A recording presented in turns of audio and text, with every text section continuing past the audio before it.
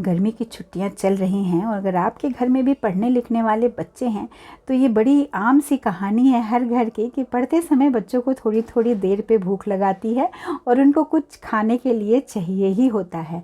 इसमें बच्चों का कोई दोष नहीं है। इसके पीछे का वैज्ञानिक तथ्य ये है कि जब भी आपका ब्रेन बहुत ज़्यादा कुछ काम करता है या बहुत ज़्यादा क्रियाशील होता है मस्तिष्क, तो जो भी हम खाते हैं वो डाइजेस्ट होकर ग्लूकोज में कन्वर्ट होता है और ब्रेन डायरेक्ट पूरा ग्लूकोज जो है वो कंज्यूम कर लेता है क्योंकि उसको बहुत ज़्यादा काम करना होता है। तो अतिरिक्त क्रियाशीलता में हमारे शरीर का ग्लूकोज डायरेक्ट ब्रेन कंज्यूम करता है, इसीलिए बच्चों को भूख लगाती है।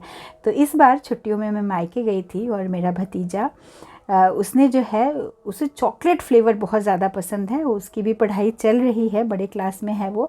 तो मैंने उसके लिए बहुत ही इजी वे में फटाफट चोको लावा केक बनाया और उसको बहुत ही ज़्यादा पसंद आया क्योंकि चॉकलेट फ्लेवर वो पसंद करता है और मुझे भी एक सेटिस्फेक्शन था कि मैंने उसके लिए कुछ अच्छा बनाया। हमेशा तो वो मेरे पास होता नहीं है, तो ये छोटी छोटी खुशियाँ जो हम बच्चों के साथ बांटते हैं वो बहुत ही सेटिस्फाइंग होती हैं।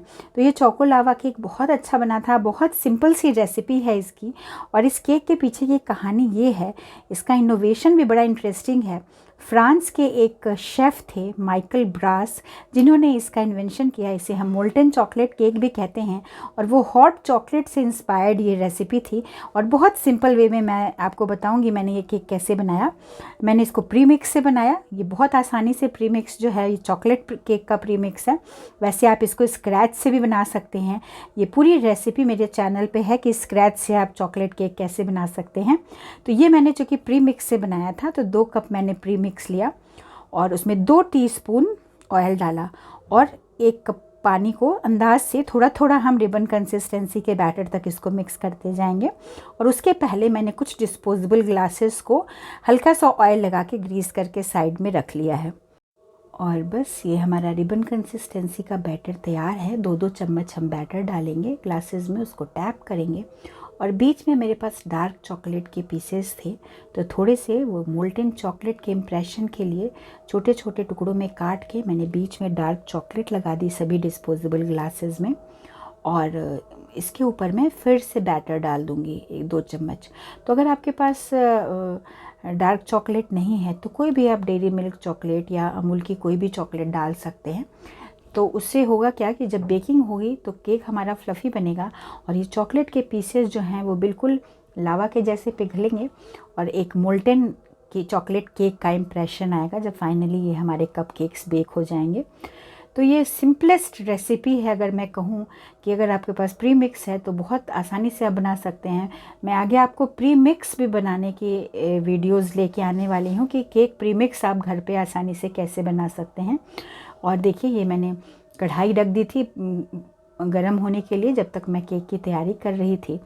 और बस सारे कप केक के ग्लासेस मैंने उस प्लेट के ऊपर एडजस्ट कर दिए हैं और इसको कवर करके हार्डली 15 से 20 मिनट में ये बहुत अच्छा fluffy soft spongy cup cake बन कर के तैयार हो जाएगा।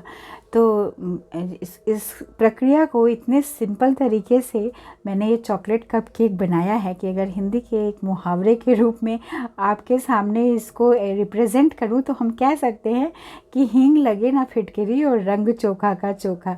तो बगैर किसी मेहनत के, बगैर किसी ज़्यादा ताम झाम के बच्चों का फेवरेट ये चोको लावा कप केक बिल्कुल बन करके तैयार है। और मैं आपको तोड़ के दिखाती हूँ बीच से, चूँकि इसका कलर ज़्यादा डार्क है तो वो मोल्टन चॉकलेट बहुत अच्छे से आपको नहीं दिख रही होगी।